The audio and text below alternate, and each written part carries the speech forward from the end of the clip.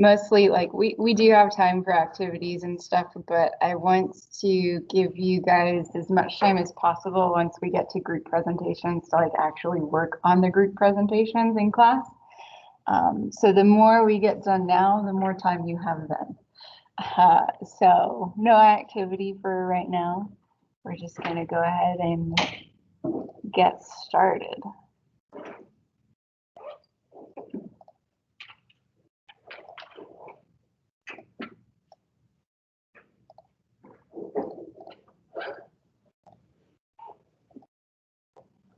Okay, so a little brief review. Yesterday we started sculptures, and you kind of caught the gist that this particular chapter is just going over vocabulary.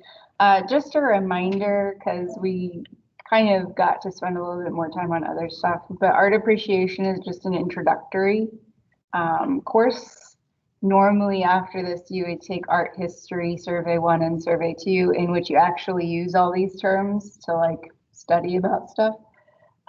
This course is designed to just introduce you into those vocab words so that for those more advanced classes, we don't have to spend time doing that.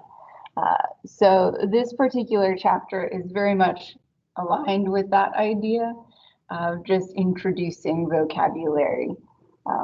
Past chapters, we had a little bit more free time to go through and discuss things a little bit more, but this chapter, sculptures, there's a lot of sculptures, so it's more of just an introductory. We can't go over all of the sculptures that we look at. So just a reminder of vocabulary words. Freestanding sculptures are sculptures that you can completely walk around and see all of the sides of it. There are two kinds of relief sculptures. Relief sculptures are attached to a background. Low relief sculptures mean that less than half of it is sticking out from the background, such as a coin face. High relief sculptures mean that over half of it is sticking out from the background and parts of it might not even be attached to the background.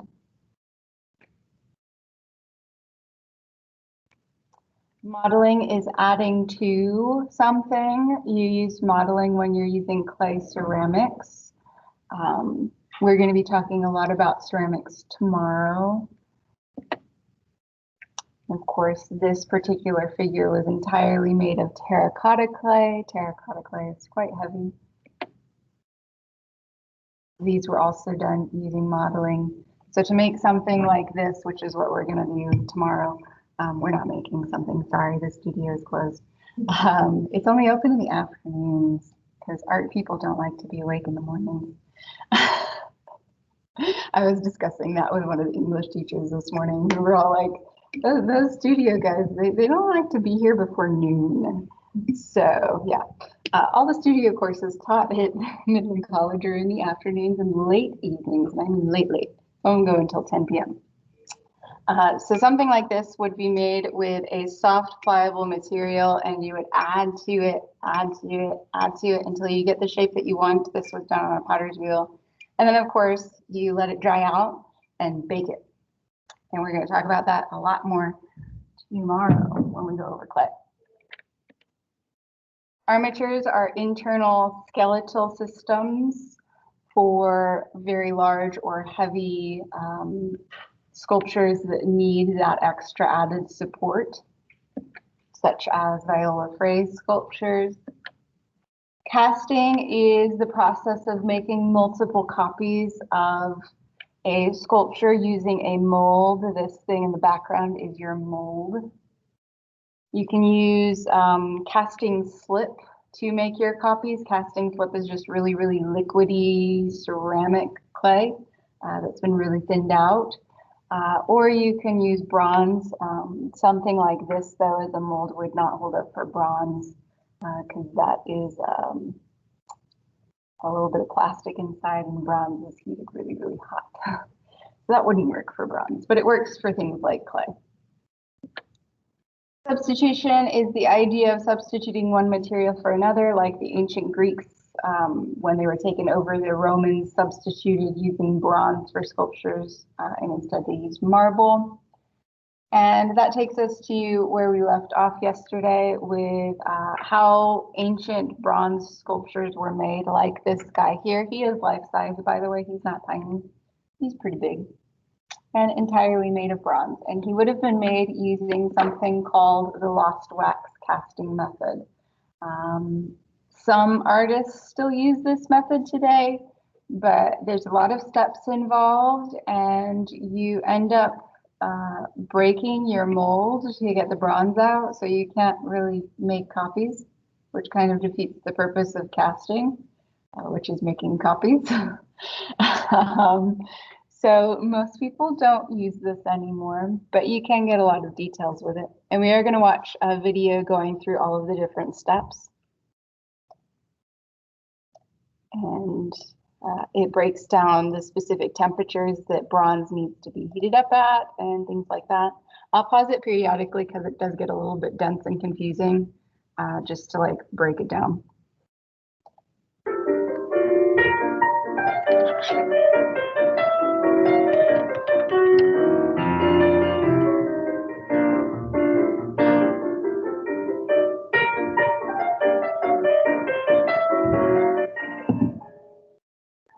Much of what we know about the culture of ancient civilizations is through depictions that survive in their bronze sculpture. These sculptures were created with the lost wax process thousands of years ago. The lost wax process is more sophisticated today, but it essentially remains the same as it was in 2000 BC. Most modern sculptors work with a fine arts foundry and its staff of experts to have their pieces cast in bronze. Once the artist completes the original sculpture, which is usually modeled in clay, plaster, or wax, the original piece must be molded. The mold consists of two basic parts, an inner layer usually of a flexible silicone rubber, supported by a rigid protective mother mold of plaster or fiberglass.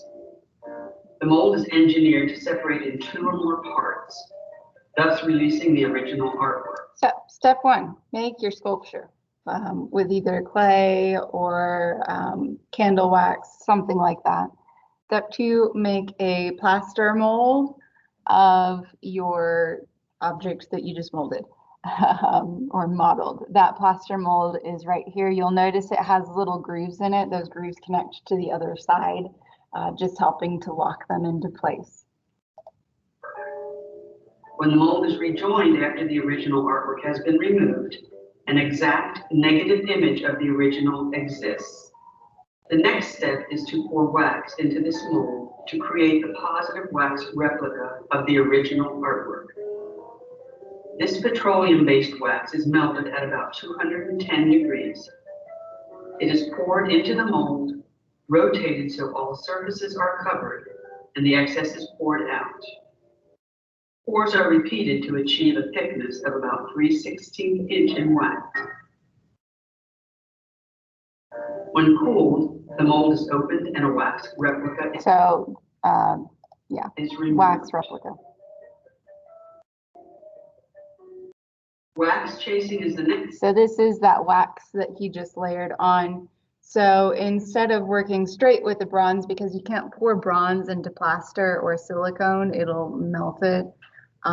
So first they're making a wax model of whatever that sculpture was that was made, and they're adding all of the details on. By the way, that petroleum-based wax stinks so bad, and it feels disgusting when you're touching it. So next stage of the process. This delicate process consists of removing the seam lines created where the mold separates, repairing imperfections such as air bubbles, and reattaching any parts that had to be cut off during the molding process. This is done with heated soldering irons and special tools. The completed wax must look exactly like the artist's original sculpture. At this point, the wax is ready to be screwed.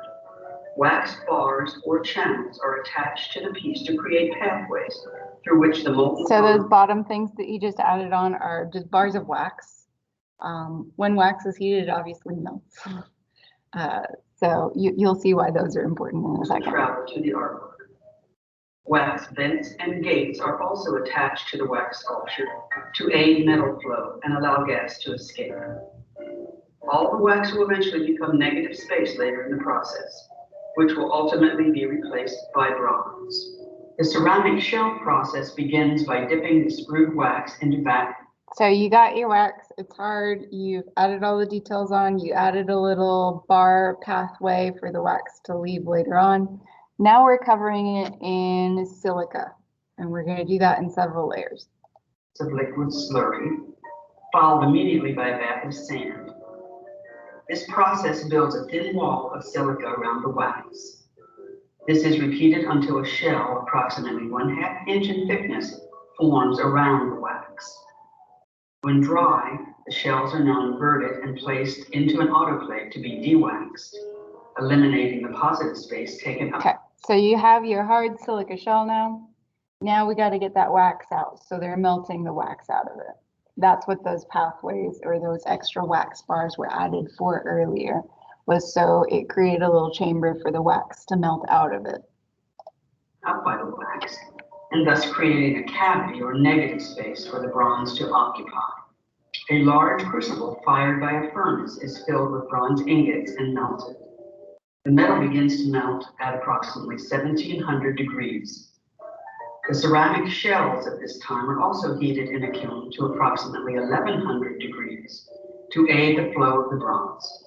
So these shells, they have to be kept warm if you're about to use them with bronze. If you put something really, really hot in something cold, the cold thing's going to end up cracking.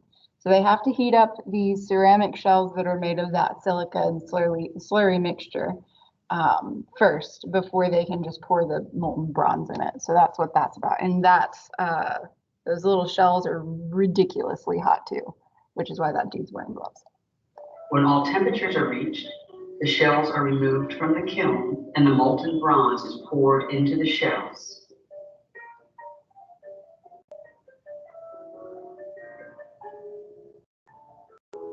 When cool enough to handle, hammers and chisels are used to knock the shell off of the solidified metal. Gates and screws are also cut off. Lastly, the piece is sandblasted to remove the fine remaining shell from the bronze. So that ceramic shell that you just spent all that time making, you just had to break it off so that you could actually get to the bronze part. So that's the one main big reason why people don't usually do the lost wax casting method, because if you want to make an extra copy, you got to go all the way back to your original plaster mold, do the wax all over again, do the slurry mixture, de-wax it, and then you can do another copy. So it is a bit of a longer process. The bronze must now have all imperfections repaired and any parts welded back on that were cut off during the spruing process, once again making an exact reproduction of the artist's original sculpture. Pneumatic tools are used to recreate these subtle surfaces. If internal support is needed, it is added now. The final step in this process is applying the patina to the bronze. This process enhances the surface by creating color through the application of various chemicals, which are applied at a high heat with the use of a torch gun. When the desired effect is achieved, a thin coat of clear wax is applied to the surface to enhance and preserve the patina. As you can see, the lost wax casting process is lengthy and labor-intensive, requiring the collaboration and expertise of many. Knowledge of this process gives us a deeper respect for bronze sculpture. So, yeah. Our little charioteer and our cat here were both made using that long, lengthy process. As you saw, it was different people doing each step. That's generally how it was done then and how it's still done. There's going to be a person that specializes in each step. Particularly things like patina and adding on your details at the end. That's usually done by like a specific artisan who's skilled with those things and knows how to achieve that look. The pouring of the bronze and things like that, that doesn't take too much skill to do. I mean, other than don't catch yourself on fire or melt your arm off. But yeah, so as I said, we don't really use that anymore. Nowadays, we have metals that we can use to make molds and just pour other metals into and manufacture things a lot faster, which is good because we mass produce a lot of stuff now instead of doing something like this. Oh, no, I won't say it. Oh, yeah. So I'm working on an art history course right now. And a lot of times these little cat statues will have mummified cats inside of them. Yeah, so fun. Huh? Well, the way the Egyptians mummified things, they like soaked the bodies in salt first, basically making them jerky. And then they covered them in resins and lotions to like perfectly preserve things. So no, it doesn't smell. And oftentimes when you're making a mummy, you'll bury like precious jewels and stuff within the wrappings. So sometimes these cats will have like really precious rubies and things in them. So yeah, fun thing. Because when you die, you're supposed to take all of your household stuff with you, including your pets, so that you're not alone in the afterlife. Okay. I was just reading it last night too. So yeah, fun. New casts, like I said today, we don't really use the last wax casting method. And we also use different materials to make sculptures today than like bronze and marble. Today, artists will play with these new technologies and materials to create very different kinds of sculptures, such as Rachel Whiteread's Hive one or Untitled one. For that sculpture, she used polyresin and she literally used a beekeeper's hive. So she flipped the hive upside down, poured it with melted polyresin, let that dry and harden, and then she ended up with this. So it's a bit of a neat one. The polyresin itself looks like honey. And of course it is a beehive. Rachel Whiteread likes to make house-like structures. She's a London artist, and London has it's notorious for having short house, like they never have enough houses for people. So she likes to make houses that are impossible to live in, to make remarks on London's housing market being ridiculously expensive and the normal person can't live there. Like you have to be a millionaire to live there. Yeah. So she's making commentary on that with all of hers. And this is just one of them. She's also done one in which she made a really, really big mold and filled it with concrete and made a house like the size of a house, but it was solid concrete. So you couldn't live in it, but it was the same size as a house. So kind of the irony of it. Now, that takes us from casting. Of course, you can make tons of copies of this. You just need your beekeeper's hive. That's pretty easy to come by, and some polyresin, which is basically a kind of plastic. Simple, easy, done. Carving, not quite so easy. With carving, you're not going to want to make multiple copies. Well, I mean, you can, but it's going to take you a really long time because you're doing it by hand with a chisel and a hammer, which would suck to have to make multiple copies. Probably the most famous artist that used the method of carving was Michelangelo. Carving itself means you're taking away something. So the opposite of modeling, adding to, carving is taking away. So with carving, you're going to use some sort of a material that is usually harder. You can't add to it. So wood, stone, marble, things like that. With wood, if you're carving, if you take something off of the wood, you'd have to like get wood glue and hope you're really, really good and careful so the seam won't show. With marble, if you accidentally chisel off somebody's nose, they're just not gonna have nose. So carving is a little bit tougher than modeling. Modeling, if you mess up, you can just add to it or redo it. It's not as big a deal. The only way you can't change something after modeling is if you've already baked it. But if you've just let your clay dry out, you can still add to it. You just need a little bit of water and some more clay. So a lot easier. Usually when you're taking like a sculpture class, they'll start you off with modeling and then you'll work your way up from modeling to making molds and casts, and then eventually they will entrust you with sculpting. Usually they make you practice on plaster to start off with because it's not as hard as stone. And then you'll work your way up to things like marble and stone. And of course, here are Michelangelo's Awakening Slaves. So these figures keep popping up in the course, so we will talk a little bit about them. These are unfinished. So Michelangelo, first and foremost, considered himself a sculptor. He did not like painting. Of course, today he's more well known for his paintings of things like the Sistine Chapel ceiling. He didn't like painting. He was required to paint that ceiling by the Pope during his lifetime. The Pope, like if the Pope tells you to do something, you have to do it back then during the Renaissance. He did not want to do the Sistine ceiling. It took him a very long time to do it. And then the Pope kept asking him to do other things. So Michelangelo never got to really finish stuff that he wanted to do, like these guys. But these fellows are quite interesting because we still see the original block of marble that they came out of, and it looks like they're trying to claw their way out of the marble. Michelangelo himself went to pick out his pieces of marble, which is rare. Most artists just order them, but he would go to the quarries and handpick them because he felt like he saw people inside them trying to get their way out, and it was his job to free them. So yeah, these guys are people that he never quite finished freeing, which is why they're called awakening slaves. They're still slaves to their stone.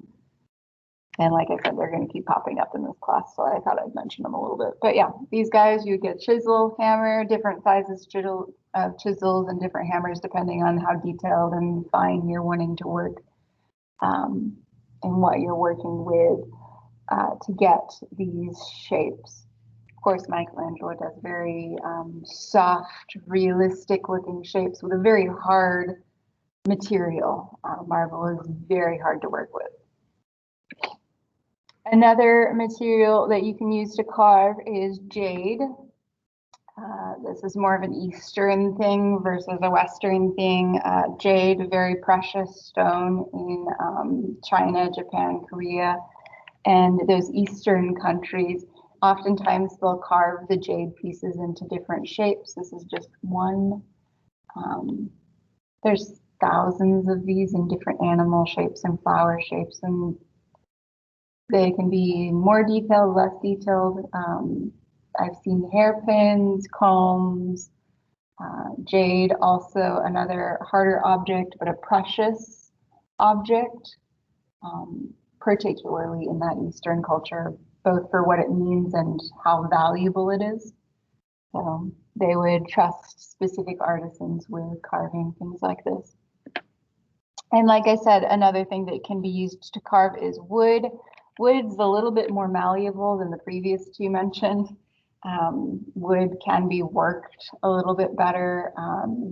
You can bend wood a little bit. It's also the only material that we've talked about so far that once came from a living thing. So there are some connotations that come with that. A lot of woodworkers like to keep that in mind. We're going to talk about woodworking a lot tomorrow when we're going over crafts.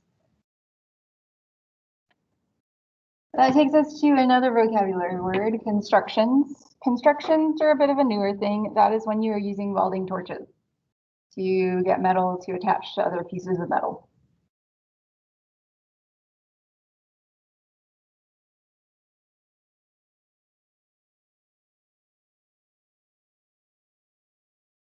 How many of you guys in here know how to weld? So you know that if you heat up your metal, you can attach it to other things, but if you heat it up correctly, you can also bend it and shape it as well, correct? Yes. So to get things like this, Julio Gonzalez, who was the first artist to ever use welding to create sculptures, would have welded different pieces together as well as bent different pieces by heating them up to a red hot temperature and getting little gloves or tools to bend it to get shapes like this. And then he usually inserted his into a stone down at the bottom to act as a bit of a pedestal. Not all artists do that, that's just him. This is supposed to represent something. This is an abstract thing. Any guesses as to what it is? Yes, it is person. It is a woman. In fact, it's called a woman. This woman sitting on a chair. So here she is sitting. Her breasts, her head, her hair.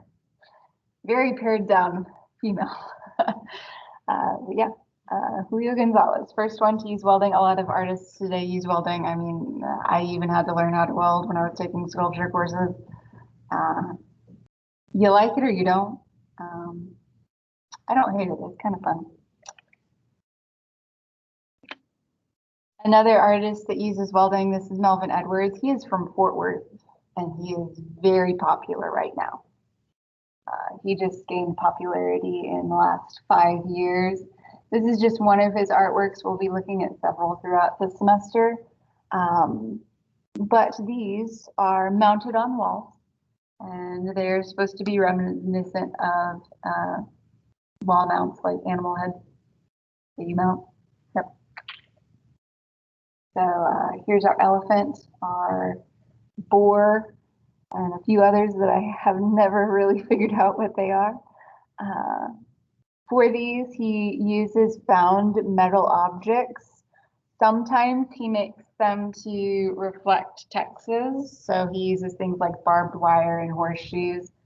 Sometimes he uses things to reflect slavery because he is African American and he likes to play on his ancestry. So chains, hooks, things like that. Just depends on what mode he's in that day. And of course, all of these would have been attached together with welding torches and other welding materials to get those shapes, and they're just screwed onto the wall.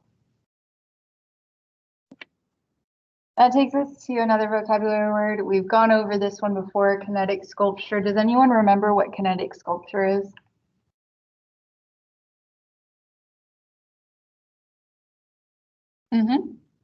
Kinetic sculpture is a sculpture that moves. So when we talk about kinetic sculpture, we talked about Alexander Calder's mobiles, another example of welding here. So he would weld these different shapes, attach these colorful bits. The colorful objects are also made of metal. They look kind of like they're plastic, but they're metal too, and would hang them from the ceiling, and of course they rotate. Another artist that creates kinetic sculpture, who is inspired by people like Calder, because Calder was the first one to do that, is Theo Jansen. And we are going to watch a video on Theo Jansen because he is crazy. Like, I'm not saying that like cool, he's crazy. He makes creatures. He makes new species of animals. That's what he says. Project which has started about 16 years ago, and it's about making new forms of life. And these are made of this kind of tube, electricity tube, we call it in Holland. And we can start a film about that, and we can see a little bit backwards in time. Eventually, these beasts are going to live in herds on the beaches. Theo Jansen is working hard on this evolution. I want to put this forms of life on the beaches, and they should survive over there on their own in the future. Learning to live on their own, and it will take a couple of more years to let them walk on their own. The mechanical beast will not get their energy from food, but from the wind. The wind will move feathers on their back, which will drive their feet. The beast walks sideways on the wet sand of the beach, with its nose pointed into the wind. As soon as it walks into either the rolling surf or the dry sand, it stops and walks in the opposite direction. Evolution has generated many species.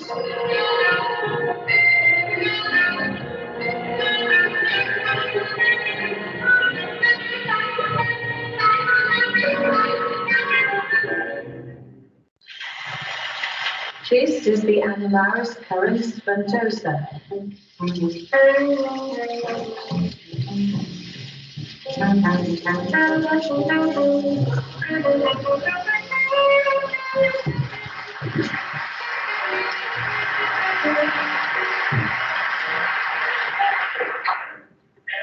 This is a herd, and it's built according to genetical codes, and it is a sort of race, and every animal is different, and the winning codes will multiply. This is a wave going from left to right. You can see this one. And now it goes from, yeah, now it goes from left to right. And this is a new generation, a new family, which is able to store the wind. So the wings pump up air in lemonade bottles, which are on top of and they can use that energy in case the wind falls away and the tide is coming up, and they still have a little bit of energy to reach the dunes and save their lives, because they're drowned very easily.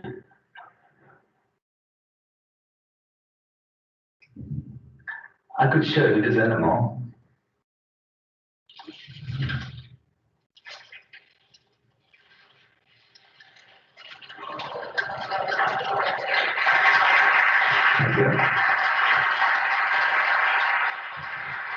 So what do you guys think about that?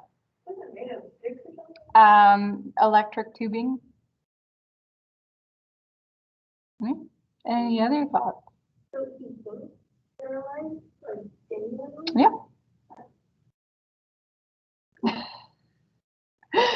Now you know why I said crazy. I've actually seen this one in person before. He had it in London 1 week, roaming around, and it is pretty much like self-sufficient. There's usually a person there to make sure other people aren't like messing with it, but it'll just keep walking. Yep, which is really cool.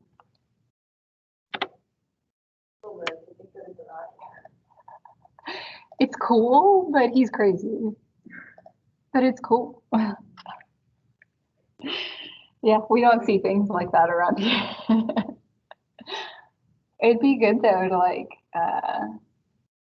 so I lived in Montana for a while. They have those sand dunes.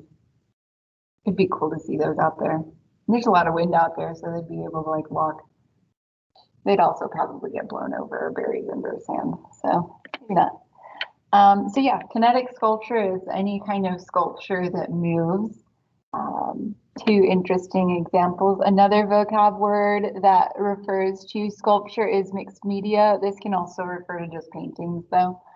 Mixed media is just using more than one medium to make your artwork. This is a sculpture by Marcel Duchamp. And for his mediums of choice, he chose a stool and a bicycle wheel, obviously. So it is mixed media. There's more than one thing used to make it. So Marcel Duchamp made these sculptures called ready-mades because they were already made. You just had to put them together. He's part of the Dada movement. We'll talk about him again later, a few times. An odd fellow. Another example of mixed media, Robert Rauschenberg. This is his monogram, another artist from Fort Worth. So here we have a canvas that has been flipped on the ground, wooden pieces that have the word Dada that's been attached to the canvas, a stuffed goat, and a tire with paint on it. So definitely mixed media. He called his works assemblage because he assembled things. You know, everyone has a fancy name for the same exact thing. That takes us to installations. Installations are artworks that take up or transform an entire space. Sometimes they're visual, sometimes they're sensory, sometimes they're auditory, sometimes they're all of the above. It just depends on the artist. Here is Melvin Edwards' installation for this one. He covers the room in different pieces of barbed wire. Once again, he's from Texas. He uses barbed wire. So over here is barbed wire hanging from the ceiling, and another circle is barbed wire. There's more barbed wire on the other side as well. This is almost the entire space. This is a very small room that this was displayed in. So you couldn't walk very well because like barbed wire in your face. Yeah. Another example of an installation, I think I mentioned this one yesterday, maybe it was the second class. This was done as a senior project at a college in California in art school. If you go to art school, you will have like freshman project, sophomore, junior, senior project. This is a senior project for that class. They covered the walls in hot Cheeto bags, made pillars or columns of hot Cheeto boxes, and filled the room with hot Cheetos. So they transformed the entire space. That's an installation. Hey. I once went to an installation. The artist used like tissue paper, like gift bag tissue paper, and she stapled it to the ceilings, the walls. It was all over the floor, just layers upon layers of tissue paper everywhere. So it wasn't just one layer of tissue paper on the wall. It was like many layers, millions of pieces of paper, and everyone was supposed to grab one when they left. It's like a memento, and eventually the installation would disappear because everyone would grab one, and they wouldn't have to clean it up. So installations, like I said, they can be visual, like this one. They can be sensory, where you're supposed to touch or grab something, or they can be auditory as well. This one is a visual and auditory one. This is Key in Hand, and I didn't pull up this video because I wasn't sure if I was going to show it because the music is weird. That is not what I wanted.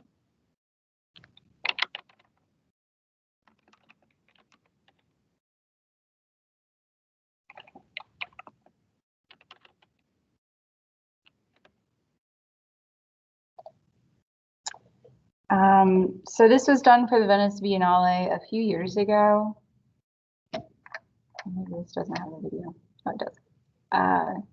And in the Venice Biennale, a little background, it is something that's pretty cool. It's basically the Olympics for art. Every country submits an artist to represent them, and there is a prize, like for the best. They're each given one building to design. So America has the American Pavilion, in which the American artist goes in and transforms everything, and we never win. Usually, the winner is usually Germany. The one we're about to look at is Japan's pavilion. And in Japan, one of the main religions is Buddhism. So the music is weird because it's Buddhist chants. And in the US, that just sounds creepy to our ears. So, yeah.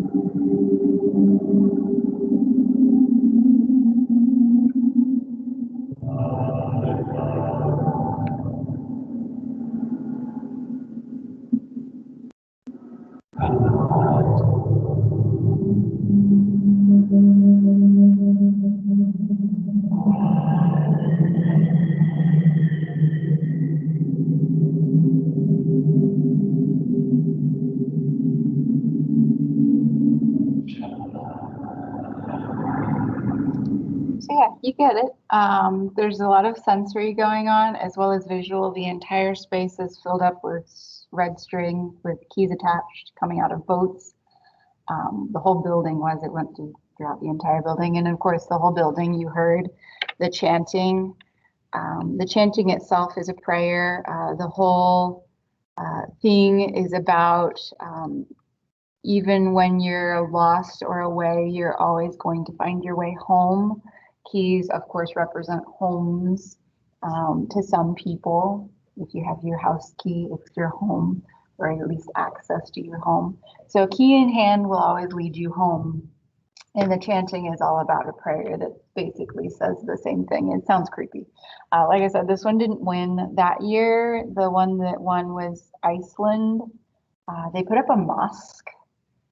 So a mosque is like an Islamic religious building, and they did it in Venice, which is extraordinarily Catholic. It's the very first Islamic religious center ever.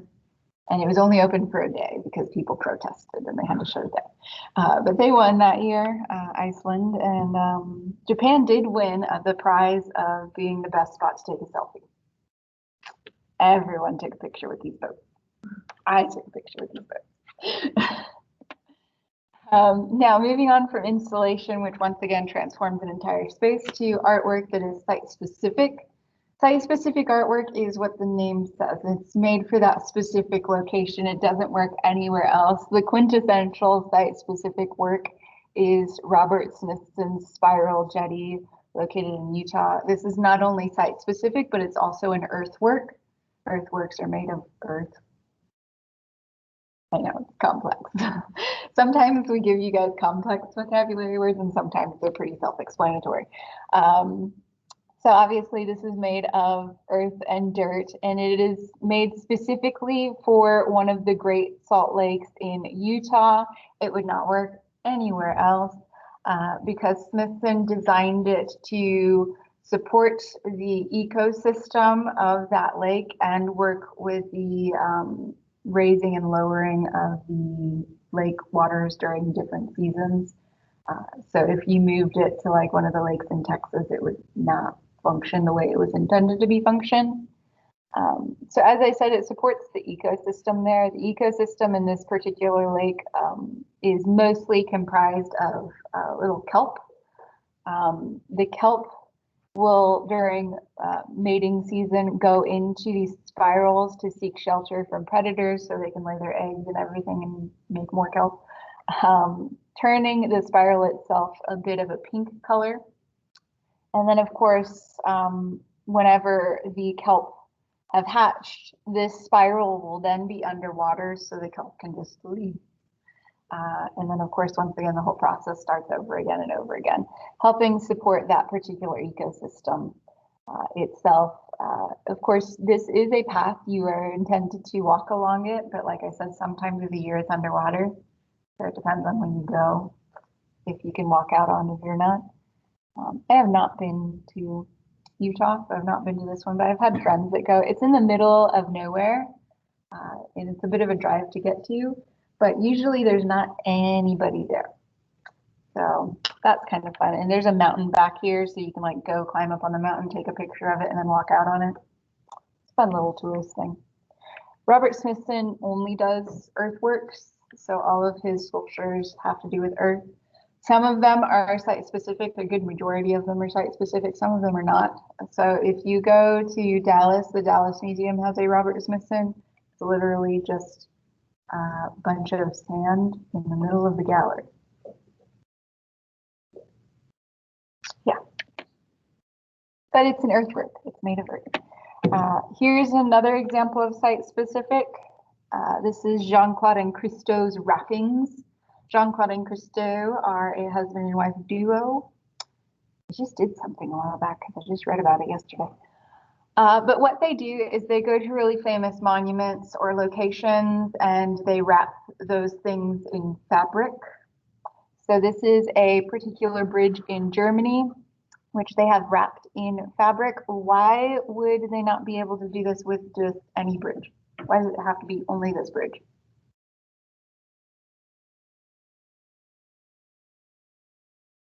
Will this fabric space fit on the Golden Gate Bridge?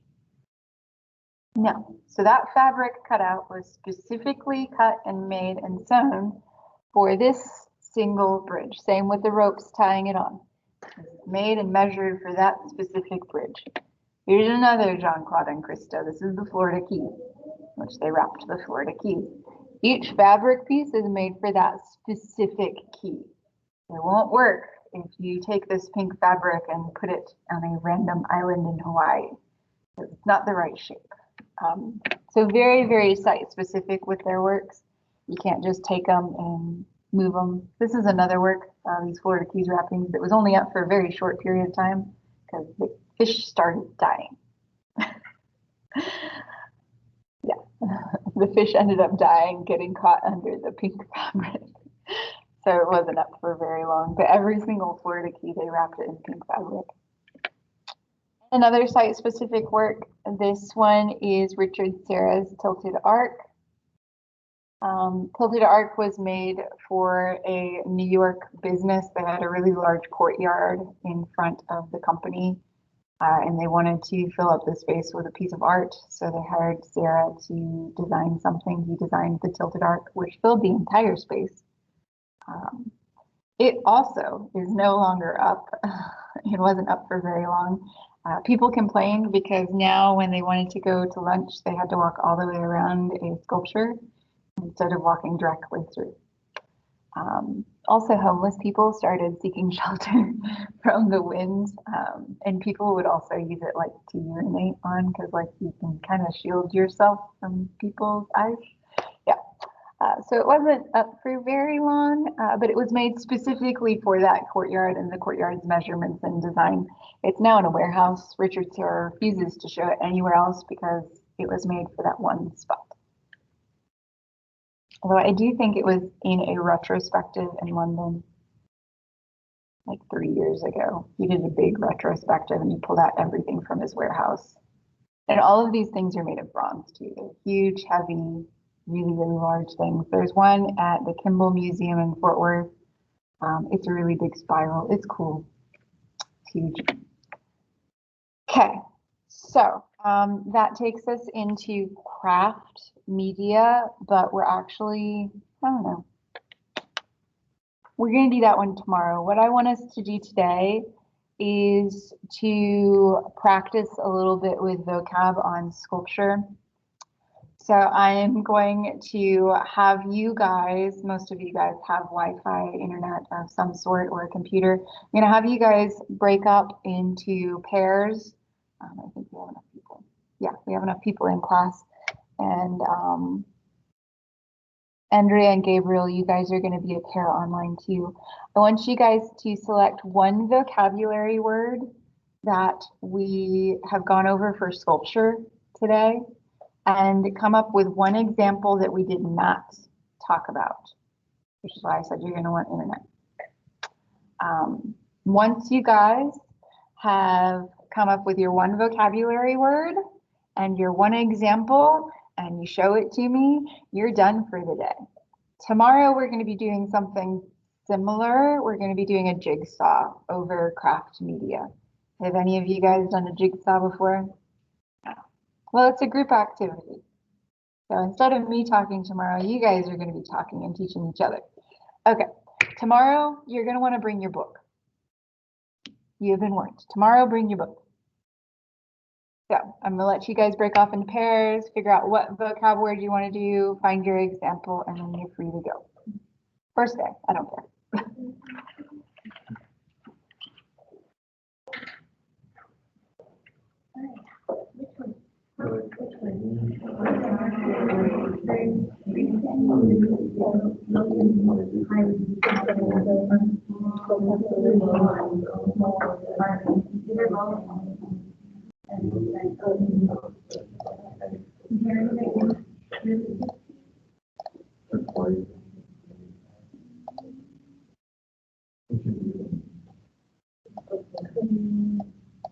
So Gabriel and Andrea, you guys are a team.